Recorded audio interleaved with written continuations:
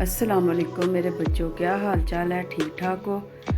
मिर्च मसाला विद ज़हरा के किचन में आप सबको खुशामदीद। आज हम पकाने जा रहे हैं कड़ी और बहुत मज़ेदार। तो आइए अज्जा देखते हैं। कड़ी बनाने वास्ते जिन्ना चीज़ों की ज़रूरत है वो देखो तुसी। 1.5 लीटर लस्सी, अद्ध पा बेसन, 2 चम्मच लाल मिर्चा, 1.5 चम्मच नमक, 1 चम्मच हल्दी, 1 अदद प्याज ते 2 चम्मच अदरक लहसुन का पेस्ट। सब तो पहले पान लगे असी 2 चम्मच ऑयल दे। जिमें कि देखते पे जे कि असी हुण प्याज विच पाता है, तो असी प्याज ब्राउन करन लगे हाँ। लाइट ब्राउन करना, ज़्यादा ब्राउन नहीं करना। तो मेरा चैनल देखते रहो, तो सब्सक्राइब करो, तो बैल बटन नूं दबा दो। तो कड़ी अज पका के तुहानूं चैक करावांगे, वहावांगे। तो कड़ी का तो नाम सुन के ही मूँह च पानी आई जाता वे। तो साडी तो कड़ी वैसे ही बहुत मज़ेदार होंदी है। प्याज जिन्नी देर साडा फ्राई होंदा है, तो असीं तुहानूं लस्सी दे विच बेसन पा के दसने कि किन्ना तकरीबन 1.5 लीटर तो ज़्यादा थोड़ी जी लस्सी है, तो अद्ध पा बेसन है। घर की लस्सी सी, ते घर की लस्सी तुहानूं पता है वैसे ही बहुत संघनी हुंदी है। असीं विच पानी पाया वे, ते पानी पा के ज़्यादा कर ली। खट्टी बहुत लस्सी साडी सी, ते हले असीं पानी थोड़ा पाया। असीं जदों विच पानी है ना लस्सी, तो फिर पानी मज़ीद होर पावांगे। हुण असीं अदरक लहसुन का पेस्ट पा रहे हैं। प्याज साडा ब्राउन हो गया है। टमाटर असीं इसलिए नहीं विच पा रहे कि साडी लस्सी बहुत खट्टी है, तो इसलिए असीं टमाटर नहीं पाते। तो जेह्ड़े दही की लस्सी बना के जेह्ड़े बनाते ना कड़ी, ਉਹਦੇ 'ਚ टमाटर पा लईदे ने। हुण असीं मसाले पान लगे हैं सारे विच।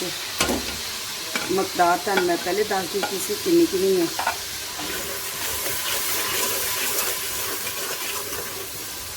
पानी पा के भुनना भी मसाले नूं। जिवें कि देखते पे साडा मसाला बिल्कुल तैयार है। हुण असीं इहदे विच लस्सी पा देनी है, जिहड़े असीं बेसन मिक्स कीता सी लस्सी दे विच। ते आओ वेखने लस्सी दे विच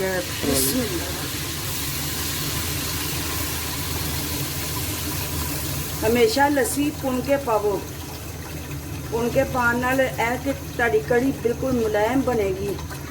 जे तुहाडे कोल 1.5 लीटर हैगा लस्सी हैगी है, तो 1.5 लीटर ਦੇ ਵਿੱਚ ਤੁਹਾਨੂੰ तकरीबन तो तकरीबन 2 लीटर होर पानी पाना पएगा।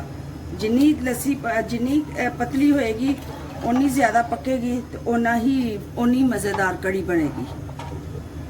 हुण असीं पानी पाता है, इहनूं एक उबाला दवाना है। एक उबाला आ जाएगा तो फिर तुहानूं दसांगे कि इहनूं हल्की आंच करके तो फिर इहनूं 2-3 घंटे पकन देना है। जिन्नी ये पकेगी उन्नी ही टेस्टी है कड़ी बनेगी। तो उन्नी देर तुसी मेरा चैनल सबसक्राइब करो, तो कमेंट करो, तो लाइक करो, तो मेरा इंस्टाग्राम ते भी मैनू फॉलो करो। हुण देखदे पे जे कि मेरी कड़ी नूं उबाला आ गया, तो असीं उबाला यानी कि हुण रिझन लग पेगी।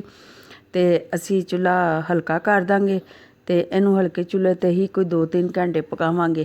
तो फिर उस तो बाद तुहाडे नाल मुलाकात करने आ।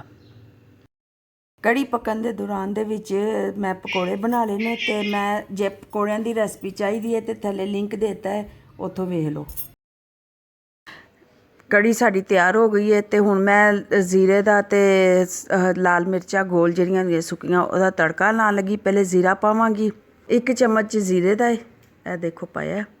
इहनूं ज़रा फ्राई हो दवो, थोड़ा फ्राई होएगा तो फिर मैं मिर्चां पा दांगी, गोल मिर्चां,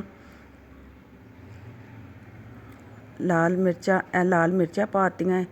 इन्हां नूं फ्राई करके मैं तड़का लावांगी। तो तुसी मैनू फॉलो करना जे, तो कमेंट करना, सबसक्राइब करना, बैल बटन दबा देना। तो देखो मेरी माशाल्लाह कड़ी दा रंग देखो किड्डा प्यारा है। तो माशाल्लाह बहुत खट्टी कड़ी बनी है।